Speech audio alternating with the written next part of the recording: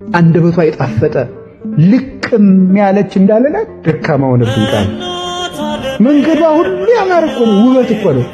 ብትከተላት እኮ ወስዳ ከህይወት እንጀራ የምታደርስ ብትከተላት ወደ ትንሣኤ የምታደርስ ልጇን መርጠም እስቲ ኮከቡን እየተከተልክ ማርያም ወዳለችበት ሂድ። ያንን እውነተኛ ፀሐይ እኮ ታቅፈው ነው የምታገኘው። በድቅድቁ ጨለማ በሌሊት ታቅፈው ነው የሚገኘው። ወደ ድንግል ማርያም በእውነት እንገራችሁ እኔ ድንግል ማርያም ወዳለችበት የሚመሩኝ እግሮች ያማሩ ናቸው። ድንግል ማርያም ወዳለችበት የሚጠቁሙኝ ጣቶች የተባረኩ ናቸው። ስለ ማርያም የሚነግሩኝ አንደበቶች የጻፉ ጣቶች የና አባ ጊዮርጊስ የነ ቅዱስ ኤፍሬም አንደበቶች ብሩካን ናቸው። ልኩበት ሂጂ በወጣውበት ውጭ ባደርኩበት ደሪ ቀኝ እጅሽን በላይ ላይ አሳድሪብኝ ጫኝብኝ ይላል። ወይ ጉድ! እንደው እነዚያን እጆች አግኝቻቸው እውነቴን ነው ማምላክ እሳትን የታቀፈች እኮ ነው። ታቅፋለ የመጣችው እኮ መድኃኒት ነው። የሞት ፍሬ ይዛ እንዳይሆን አልመጣችው። እጇ መድኃኒትን የታቀፈ ነው። መድኃኒትን የታቀፈች ይገርማል እኮ። ሲርብህ እኮ ቁራሽ እንጀራ ይዘው የሚመጡ እጆች እንዴት ተወዳቸዋለህ? መብረቅን የታቀፉ እነዚያ እጆች ምን ነው ባገኘናቸው። ከመቤታችን የጠፋ ከመቤታችን የሸሸ ከመቤታችን የጎደለ ከክርስቶስ ይጎድላል። ክርስቶስ ያለ ከናንቱ ጋር አንተ ዳርዳሩን ብትዞር አታገኘው። አባሰገል ያገኙት ከናቱ ጋር፣ ላይክት ያገኙት ከናቱ ጋር፣ ሐዋርያት ያገኙት ከናቱ ጋር፣ ቤተልሔም የነበረ ከናቱ ጋር፣ ሲሰቀል የነበረ ከናቱ ጋር፣ ሲያርግ ከናቱ መሃል፣ መንፈስ ቅዱስን ሲልክ እናቱ ባለችበት መጣ። እናቱን አስከትሎ ይመጣል። እመቤታችን የሌለችበት የማትመሰገንበት ውዳሴ ማርያም ሳይደገም የሚዋልበት ቤት ሲኦል ነው። በእውነት በዚህ ዓለም ላይ የእመቤታችን ፍቅር እንደ ውሃ የፈሰሰለት ሰው የታደለ አባ ጊዮርጊስ። ስለዚህ ነው ፍቅርሽ እንደ ወይንና እንደ ውሃ በልቤ ውስጥ ተቀላቅሏል። ወይንና ውሃ ከተቀላቀለ በኋላ ይሄ ወይን ነው ይሄ ውሃ ነው ማለት አይቻልም። እኔን ከማርያም ፍቅር የሚለይቶ ማሳየት የሚችል የለም ይላል። ፊታርጉ ቢወዳድ ነው እናት እንዴት አድርጌ ላመስግንሽ ይሆናል? ምን ላድርግ? ጠጉሬ እንኳን አፍ አውጥቶ ቢዘምርልሽ አይበቃሽ ይላል። ስለዚህ ዝም ብዬ ጉርክት ልሻለሁ። ስሟም እግዚአብሔር እንዳከበረው የተመሰገነ ይሁን። አንተ ስለመወለዷ መጽሐፍ ቅዱስ ላይ ትጠይቃለህ? አምላክን ወለደች ተብሎ እየተነገረ አንተ እድገቷን ካላየሁ አላምንም ትላለህ እንዴ? ጀርባዋን እንደ ኪሩቤል ዙፋን ሳይቆረቁረው አምላክ አደረበት ተሸክመው ዞረች እየተባለ የሚገርም እኮ ነው። ክብሯን አለማወቅ ነው። የሌላውስ እሺ ክብሯን ባያውቀው አይገርምም። የኛዎቹ ግን በጣም ይደንቃል። እኛ ክብሯን አለማወቋን ጠንቅቀን እስኪ እንደው ታሪካቸው ተወለዱ፣ አደጉ፣ ኮተኮቱ፣ ወጡ፣ ወረዱ ተብሎ በዛው አምላክን ጸንሷል የሚል ሌላ ሰው ታሪክ ታውቃላችሁ? እና እንዴት ነው አምላክን መጽነስ የቀለለብን ወገን? እንዴት ነው አምላክን በድንግልና መውለድ ዝቅ ያለብን? ኧረ ተው፣ ክብሯን እንወቀው እንጂ እማትሉበት አናውላት። ክብሯን ጠንቅቆ የሚያውቅ ሰው ጉንጭ አልፋ ንግግር ውስጥ ራሱ አይገባም። አብሰራ ገብርኤል ለማርያም ወይቤላ የሚለውን መዝሙር አወቃችሁ? ከሱ ከታች ላይ ያለው አንቀጽ ምንድነው የሚለው? ወይም መስመር ሚካኤል መልአክ በከነፈ ጾራ መንጠላይተ ደመና ሰወራ አይደል የሚለው? አንቀጹ በመሰረቱ ለእመቤታችን የሚነገር ሚካኤል መልአክ የሚባለው የእመቤታችን ጠባቂ ነው። ፍጥረታትን ፈጥሮ እግዚአብሔር ዓርብ የሰው ልጅን ከመፍጠሩ በፊት በቅዱስ ሚካኤል በክንፉ ሰሌዳ ላይ እመቤታችንን ስሎ እመቤታችንን አሳያቸው። ሚካኤል በክንፎቹ ጋረዳት እመቤታችንን ሳስቶ ማንም እንዳያያት። የእሳት መጋረጃዎች በሙሉ እመቤታችንን በቅዱስ ሚካኤል ክንፍ ላይ ያዩት በሙሉ ተጋረደች እኮ ለማለት ነው። ለዛ እኮ ነው ደራሲያኑ በሙሉ ስለ እመቤታችን ሲናገሩ ሰባቱ እሳት መጋረጃ በየትኛው ጎንሽ ተዘረጋ? በቀኝሽ ነው በግራሽ? ከኋላሽ ነው ከፊትሽ? የሚሏት እኮ ለዛ ነው። ዛሬ አላወቅነው ይሆናል እንጂ ክርስቲያኖች ሙሴ ሲና ተራራ ላይ ወጥቶ ደጅ ሲጠና ሰባት የእሳት መጋረጃ ነበር አልፎ ሄዱ። ያቺ መጋረጃ እመቤታችን ነው። ለዛ አይደል እንዴ ውዳሴ ማርያም ጸሎት ስናደርግ ለስላሴ ሰጊድን መስገድን የምታስተምሪላቸው የእሳት መጋረጃቸው አንቺ ነሽ የምትል? ወደ ቅድስት ስላሴ መግባት የሚፈልግ ክርስቶስን ማግኘት የሚፈልግ ማንም ቢኖር አልፎ የሚሄደው የትኛውን መጋረጃ? እስቲ እመቤታችንን በሉ። እመቤታችን ናት መጋረጃው። እመቤታችን ናት የክርስቶስ መጋረጃ። እሱን የምትሸፍነው፣ እሱን የምትጋርደው፣ እሱን ለማወቅ ለሚሄዱ በሙሉ ደግሞ ማለፍ የሚጠበቅባቸው ነገር ቢኖር እመቤታችን ነው። እሷ ስታለቅስ አይተው ሌሎቹ ልባቸው ራርቶ እሱን እንዳይተውት እሷን መመለስ ነበር አማራጫቸው። የእሷ ልቅሶ የእሷ እንባ ሲወርድ ልጅና እናት ሊገናኙበት ያልቻሉባት ቀን ናት ያቺ። ለዓርብ ስትሳሰብ ልጄ ምንድነው ወዳው በደሉ በሀገር ዳኛ የለም ወይ ያለች፣ በደለኝ ያልበደለ ምንም ያልሰራ ሰው እንዴት ይፈረድበታል? እንዴት ይታሰራል? እንዴት ይወቀሳል? እንዴት ይከሰሳል? ዳኛ የለም ወይ ያለች የምትጠራ ነቢያትን ነበር።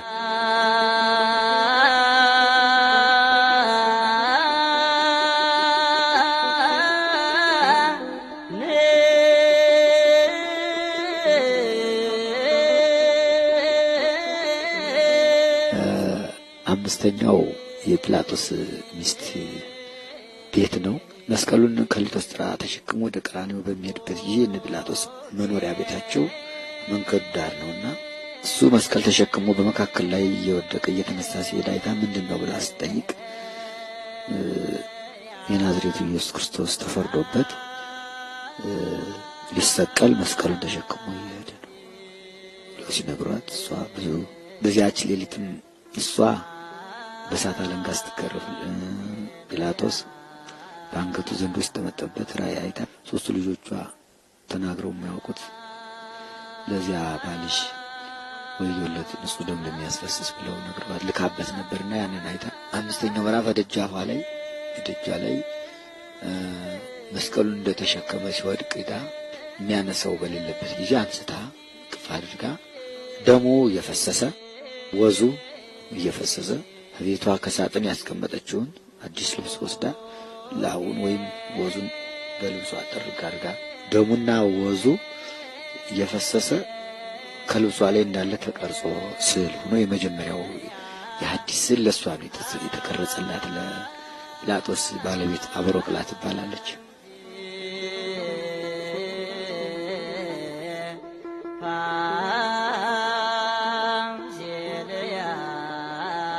ስድስተኛው ምዕራፍ ስምዖን ቀሬናዊ ከበረሃ ውሎ ኋላ ሲመለስ መስቀል ተሸክመውት መስቀል ያሸከሙበት ነው። ሰባተኛው ምዕራፍ ለሁለተኛ ጊዜ ወደቀበት ነው። ሲታይ በጣም ያስገርማል። ስምንተኛው ምዕራፍ ቅዱሳት አንስት መንገላታቱ እየበዛ ሲሄድ ሲወድቅ ሲንገላታ ሲያዩት ያደረገላቸው በተለይም ከቅዱሳት አንስት ውስጥ ማርያም መግደላዊት 7 አጋንንት አድረውባት ዘመድ ሁሉ ጠልቷት ሰው ሁሉ አላስቀርባት ብሎ ከዚያ በኋላ ሀጣናት በኋላ እሱን እናት አባት አድርጋ ተከትላ ስለነበረ በተለይ እሷ አልቻለችም፣ ትጮህ ነበረ። በዛ 12 ዓመት ደም ሲፈሳት የነበረችው የልብሱን ዘርፍ ዳሳ ተፈወሰችው። ልብሱን ገፈውት ስታይ ያ የተፈወሰችበት ልብስ መድኃኒቴ መድኃኒቴ እያለች ታለቅስ ነበር። ስምንተኛው ምዕራፍ ላይ ዘወር ብሎ ዋልደ ኢየሩሳሌም ትብከያኒ እናንተ ኢየሩሳሌም ሴቶች ለኔ አታልቅሱልኝ፣ ለእናንተና ለልጆቻችሁ አልቅሱ። ዘመን ይመጣል ያልወለዱ መካኖች ያላጠቡ ጡቶች ኑዳን ክቡራን ናቸው የሚልበት ዘመን ስለሚመጣ በእኔ እንዲህ ያደረጉ በእናንተ መከራ ይመጣባቸዋልና ለራሳቸው አልቅሱ ብሎ አቅማቸው በላይ ሆኖ የሚያዝኑትን የሚያለቅሱትን ቅዱሳት አንስትን ያጽናናበት ምዕራፍ ነው ስምንተኛው ምዕራፍ። ምክንያቱም ቸር አምላክ ስለሆነ እኛን ለማዳን ስለሆነ ያን መስቀል ተሸክሞ የሚሄድ ያን ጊዜ እንኳን ያን ያህል መከራ እየተቀበለ ሐዘንተኞቹን ችግረኞቹን የሚያለቅሱትን ቸል አላላቸው።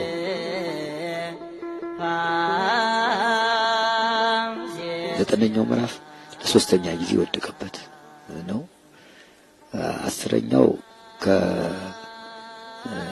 በሩ ወደ ቀራንዮ ሊገባ ዛሬ ኢትዮጵያ ርስት ለንግሥት ሳባ ሰሎሞን የሰጣት እዚያ ላይ የወረደበት ነው። 11ኛው ቀራንዮ ደረሰ።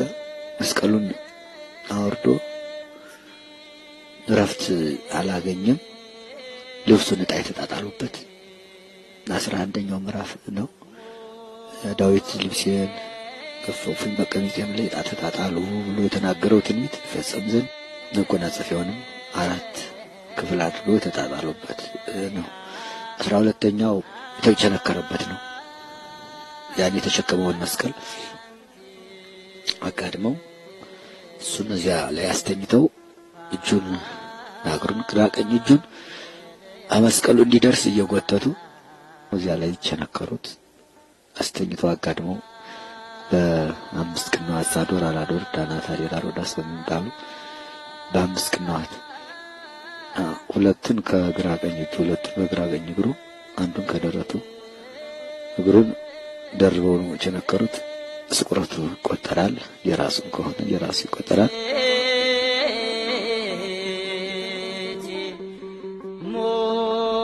አስራ ሶስተኛው ምዕራፍ ስቅለቱ ነው። ከዚያ በኋላ መስቀሉን አቆሙት ቀራንዮ ላይ።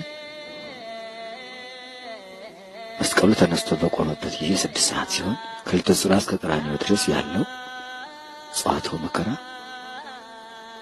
በመስቀል ተካተተ። በዚህ መስቀሉን ብድግ አድርገው እሱ እንዳለ እንዳይናወጽባቸው ነው በመበቸንከር የቸነከሩት። በዚህ ጊዜ ሰማይ የተጨነቀች በዚህ ሰዓት ነበር። 6 ሰዓት ላይ ፀሐይም ለማየት ለማሳየት ብርሃኗን ከለከለች። ጨረቃ እንደመሰለች ከዋክብትም ረገፉ። በዚህ ጊዜ ዓለም በሙሉ በጠቅላላ ጨለማ ሆነ። ያን ጊዜ አምላክነቱን በመጠኑ ገለጠላቸው፣ ማሳወቃቸው። እስከዚያ ድረስ ትዕግስት አትግረፉኝ አትደብድቡኝ አላለም። የተነገረው ትንቢት የተቆጠረው ሰው ይፈጸም ዘንድ። በዚያ ሰዓት ግን ራቁቱን አድርገው ልብሱንም ተጣጣጥለው ሲገርፉት እስኪ ብርሃንና ጨለማን የሚለይ ማን ነው?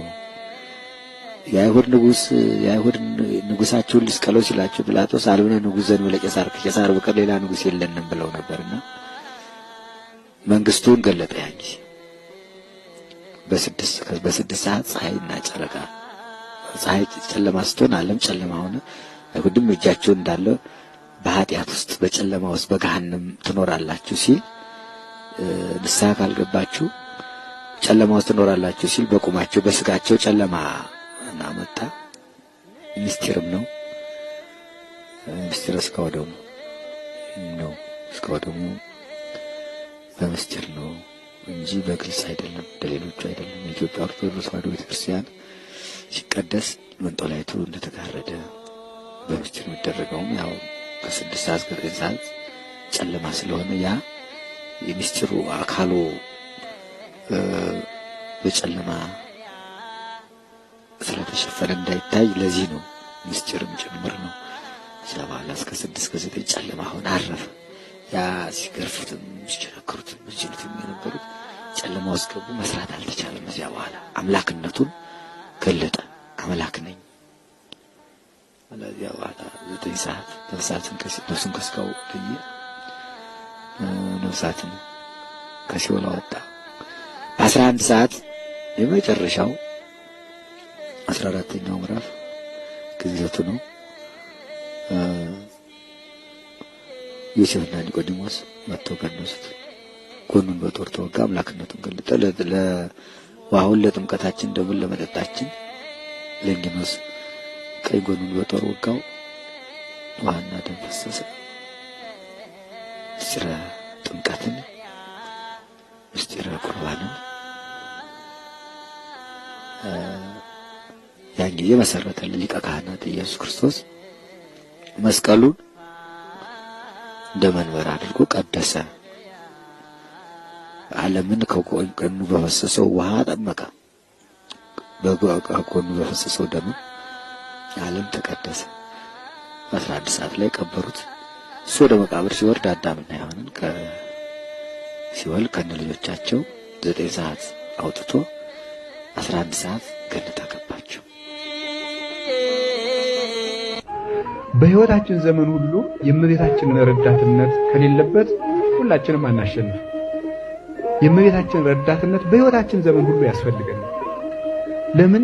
የሐዲስ ኪዳን የአምላክ ታቦት ናት። የሐዲስ ኪዳን ታቦት ናት። እስራኤል ታቦቱ ባልተንቀሳቀሰ ቀን ሄደው ጦርነት ከገጠሙ ተሸንፈው ነው የሚመለሱት። ድል ተነስተው ይመለሳሉ። አንቀጸ ቤተክርስቲያን ላይ ፍትሕ መንፈሳዊ አንቀጽ 1 ወይም ፍትሐ ነገሥት አንቀጽ 1 ላይ የሚል ቃል አለ። ይኩን ታቦት በዘይፈልስ መካን ውስተ መካን በከመ እብነ ብሊት ዘፈለሰት መካን ውስተ መካን። የብሉይ ኪዳን ድንጋይ ያላት የድንጋይ ጽላት ማለት ነው። እብነ ብሊት የብሉይ ኪዳን ታቦት ተንቀሳቃሽ ሆና እንደተቀረጸች የሐዲስ ኪዳን ታቦትም ተንቀሳቃሽ ይሁን ይላል። ሲተረጉሙ ምን ይላል? እብነ ብሊት ያላትን ድንግል ማርያም አድርጎ በታቦተ ጽዮን ተርጉሞ ምን ይላል መሰላችሁ? ድንግል ማርያም ስትሰደድ ከቦታ ወደ ቦታ ስትሰደድ እንደኖረች ክርስቲያንም ከማዕረግ ወደ ማዕረግ የሚፈልስ ይሁን ይላል። የእመቤታችን ከኢየሩሳሌም ወደ ግብጽ፣ ከግብጽ ወደ ኢትዮጵያ፣ ከኢትዮጵያ ወደ ግብጽ፣ ከግብጽ ወደ ኢየሩሳሌም፣ ከናዝሬት ወደ ገሊላ፣ ከገሊላ ወደ ናዝሬት፣ ወደ ቅፍርናሆም እየተመላለሰች መኖሯ ክርስቲያኖች ከማዕረግ ወደ ማዕረግ ከእድገት ወደ እድገት እንድንፈልስ ነው። በጎ ስደት ይባላል። ይሄ ፍልሰት በዋልድባ መነኩሴ እንደሚባለው በትግርኛ መነኩሴ ማለት ፈላሲ ነው የሚባለው። ፈላሲ ነው፣ ስደተኛ ነው። ከእናት አባቱ ይሰደዳል። ምን ነው ፍልሰት የተባለ? ፍልሰት ማለት ስደት ነው። ስደት የተባለ መነኩሴም ፈላሲ ነው፣ ስደተኛ ነው። ወዴት ነው የሚፈልሰው ነው መነኩሴ? ወዴት ነው የሚፈልሰው? ከዓለም ወደ ማን ነው የሚፈልሰው? አቤት ወደ እግዚአብሔር ይፈልሳል። ወደ እግዚአብሔር የሚፈልስ ነው። እና መሰደድ የታቦተ ጽዮን መንቀሳቀስ እኛ እንድንንቀሳቀስ ነው። ተጎልተን ዝም ለዚያው የነበርንበት ላይ እንዳንኖር እንድናድግ ነው። በአይምሮ እንድናድግ፣ በመንፈስ እንድናድግ፣ በቅድስና እንድናድግ፣ በንጽህና እንድናድግ ነው። ቁጭ ያለ ተደርጎ እንደ ቤት ቁጭ ያለ ተደርጎ የማይቀረጽበት ምክንያት እኛ ምሳሌ ስለሆነ ወደ መንፈሳዊ ወደ እመቤታችን ወሰዳችሁና በብሉይ ኪዳን ታቦተ ጽዮን ሳትንቀሳቀስ መንገድ መጀመር ያስቀስፋል። እሷን ይዘው ነበር የሚሄዱ። በሐዲስ ኪዳንም እመቤታችንን ፍቅሯን፣ ረዳትነቷን፣ አማላጅነቷን ጥዬ እሄዳለሁ ያለ ሰው ከክርስቶስ አይደርስም። ክርስቶስ የሕይወት መንገድ ነው። በዚያ መንገድ ውስጥ ግን ለመመላለስ የእመቤታችን ረዳትነት ያሻል። ዮሴፍ የሐዲስ ኪዳን ክርስቲያኖችን ሁሉ የሚወክል ነው። ተንስ ወነሳ ሕፃነ ወእሞ ወጉየ ውስተ ብሔረ ግብፅ፣ ተነስና ሕፃኑንና እናቱን ይዘህ ወደ ግብፅ ሂድ የተባለው ለዚህ ነው። ሕፃኑና ይሄ የዮሴፍ ጉዞ አጠቃላይ ዮሴፍ ወደ ግብፅ ነው ሄደው። ግብፅ የተባለ ጨለማ፣ ድንቁርና፣ አላዋቂነት፣ ኃጢአት እንዲህ ያለው ነው። የዮሴፍ ወደ ግብፅ መጓዝ እኛ በዚህ ዓለም የምናደርገው ጉዞ ነው። ለእኔ ውበት ያለው ሰው ማለት ድንግል ማርያምን የሚወድ ሰው፣ እመቤታችን የሚወድ ሰው በጣም በምድር ላይ ውብ ሰው ነው። ሰው የልብ እጅ አለው፣ የልብ አፍንጫ አለው። በልቡ ውጭ እመቤታችን ጌጥ አድርጎ ያዘ ሰው፣ በልቡ አፍንጫ መዓዛዋ የሚሸተው ሰው፣ ፍቅርሽ እንደ ንጹሕ ዕጣን ሸተተኝ፣ ልቤ ደግሞ በፍቅርሽ ወይን ሰከረ ይላል። በምን ያህል መጠን እንደሚወዷትም የኔ ቃሉ ብቻ ነው የሚሰማኝ እና በአባ ጊዮርጊስ መጠን ነው ነገሩ አይገባል። ይሄ ሁሉ ነገር የመጣው ማን ነው? ግን ማርያም አምላክን ብትወልድ የምድር ጌጥ፣ የመነኮሳት ጌጣቸው እመቤታችን ናት። የምድር ጌጥ በሉ እንጂ።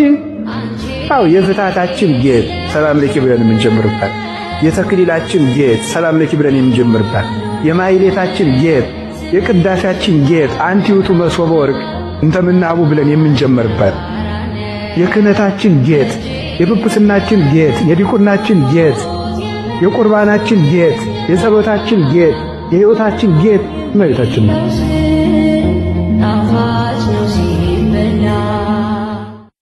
እናንተ ወርቅ ትላላችሁ፣ እኔ ደግሞ ላብራራው። 9 ወር ከ5 ቀን አምላክን የተሸከመ ማህፀኗ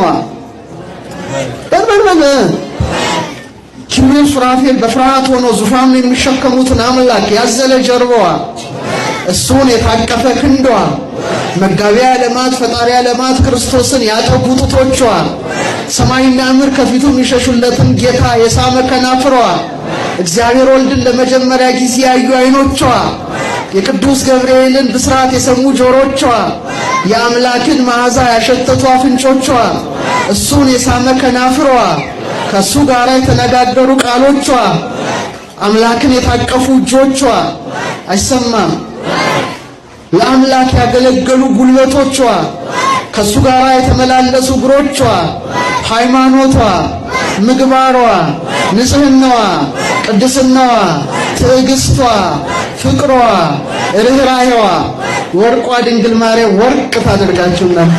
አንደበቷ የጣፈጠ ልቅም ያለች እንዳለላት ደካማ ሆነብኝ ቃል። መንገዷ ሁሉ ያማረ እኮ ነው፣ ውበት እኮ ነው። ብትከተላት እኮ ወስዳ ከሕይወት እንጀራ የምታደርስ ብትከተላት ወደ ትንሣኤ የምታደርስ ልጇን መርታም። እስቲ ኮከቡን እየተከተልክ ማርያም ወዳለችበት ሂድ። ያንን እውነተኛ ፀሐይ እኮ ታቅፋው ነው የምታገኘው። በድቅድቁ ጨለማ በሌሊት ታቅፋው ነው የሚገኘው። ወደ ድንግል ማርያም በእውነት እንገራችሁ እኔ ድንግል ማርያም ወዳለችበት የሚመሩኝ እግሮች ያማሩ ናቸው። ድንግል ማርያም ወዳለችበት የሚጠቁሙኝ ጣቶች የተባረኩ ናቸው። ስለ ማርያም የሚነግሩኝ አንደበቶች የጻፉ ጣቶች የነ አባ ጊዮርጊስ የነ ቅዱስ ኤፍሬም አንደበቶች ብሩካን ናቸው። ድኩበት ሂጂ በወጣውበት ውጭ ባደርኩበት ደሪ ቀኝ እጅሽን በላይ ላይ አሳድሪብኝ ጫኝብኝ ይላል። ወይ ጉድ! እንዲሁ እነዚያን እጆች አግኝቻቸው እውነቴን ነው ማምላክ እሳትን የታቀፈ እጅ እኮ ነው። ታቅፋል የመጣችው እኮ መድኃኒት ነው። የሞት ፍሬ ይዛ እንዳይሆን አልመጣችው። እጇ መድኃኒትን የታቀፈ ነው። መድኃኒትን የታቀፈ እጅ ይገርማል እኮ። ሲርብህ እኮ ቁራሽ እንጀራ ይዘው የሚመጡ እጆች እንዴት ተወዳቸዋለህ? መብረቅን የታቀፉ እነዚያ እጆች ምን ነው ባገኘናቸው።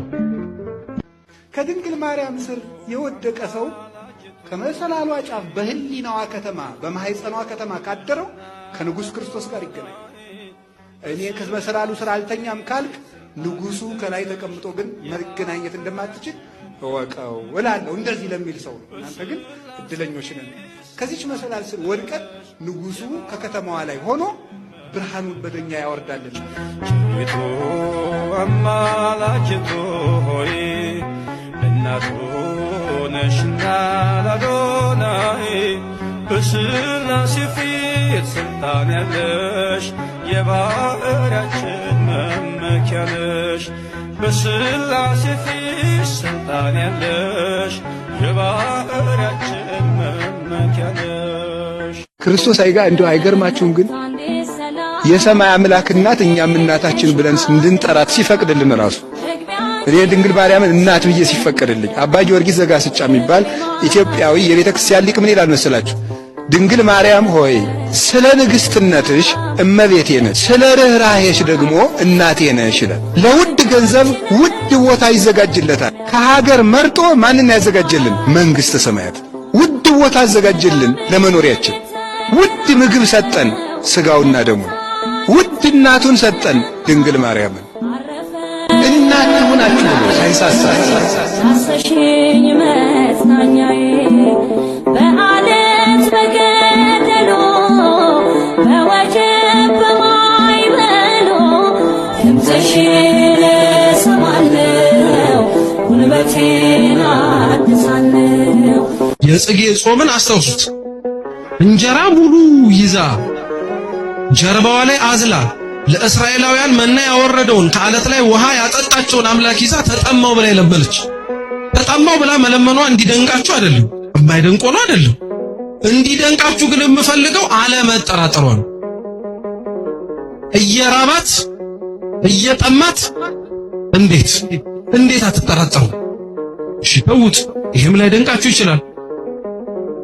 ከሊጦስጥራ አደባባይ አንስቶ እስከ ጎሎጎታ ድረስ ሲወድቅ ሲነሳ አይተዋለች። አቅም አንሶት የተሸከመውን መስቀል ስምዖን ቀሬናዊ ሲሸከምለት ተመልክታለች። ልብሱን ገፈውት እርቃኑን እንደተወጠረ ብራና በሚስማር ሲቸነክሩት አይታለች። ምራቃቸውን ሲተፉበት ተመልክታለች። ጀርባውን ሲገርፉት አይታለች። አንዴም እንኳን አትጠራጠርም። አንዴም እንኳን አምላክ ከሆንክ ብላ አታስብም። እንዴት ያለ እምነት ነው ባካችሁ! ወደህ መሰለህ እንደ እመቤታችን ቀሚሷ ስር የምትጠለለው? እንደኛ የማያምን ማን አለ? እንደሷስ የሚያምን ደግሞ ከየት አለ? እውነት ስም አጠራሯ የተመሰገነ ይሁን። ፍጹም አማኝ እንደ እመቤታችን ማንም አይገኝም እዚህ መሬት ላይ ማንም። ሁላችንም ብናምን እንከን አለብን። እምነታችን ላይ መጠራጠር አለብን። የሷ እምነት እንደዚህ የለው። ስለዚህ ለምንድነው ስለሷ የምትማሩት? እኮ የአማንያን ምሳሌ ናታ። ከኛ ወገን የታጣውን እምነት እሷ ላይ አይተነዋላ። ከኛ ወገን የታጣውን እምነትን እሷ ውስጥ በደንብ አድርገን ተመልክተነዋል። ስለሷ ለዛ ብለን እናስተምራለን። እመቤቴ ማርያም ሆይ የማኅፀንሽን በረከት እፈልገዋለሁ፣ ይድረሰኝ የማኅፀንሽ በረከት። እግዚአብሔር ያደረበት ወደዚች ምስራቅ የማይዞር ማን ነው? ፀሐይ ጽድቅ ኢየሱስ ክርስቶስ ወጥቶ የሚያጽደለድልባትን ያችን ምስራቅ ዘወር ብሎ ማየት የማይፈልግ የጨለማው ልጅ ካልሆነ በቀር እሱ ማን ነው? መዞር የሚያሰኘኝ እኔ ወደ እመቤታችን ነው። ወደ እሱ ያልዞርኩ ወደ ልዞር ነው ዛሬ? እመብርሃን እንዲሁ አንተ ወንጌል ምናለ አይነ ምቀኛ ነው እንዲህ አለ። እንዲሁ አይነ ምቀኛ ነው ወይ? ልጇ ብርሃን ከሆነ እናቱ ደግሞ ማለት እናት ነው። እመብርሃን ማለት የብርሃን እናት ነው። እንዲሁ ያማል። እመብርሃን ማለት ምንድን ነው የሚቸግር? ልጇ ብርሃን ነኝ አለ። እንደወለደችው ደግሞ ነገረው። ያው ወንጌል እንዴት እመብርሃን አትላትም? ምቀኝነት እኮ ነው። እንዲሁ በማይደረስበት ይቀናል እንዴ? ትባሸቃላችሁ እንዴ? ጠላት ከፈለጋችሁ ሰይጣን አልላችኋል እንዴ? እሱን አትሰላለፉትም? እንዲሁ ማርያም ምን አደረገቻችሁ? ምሕረት አዝላ በመጣች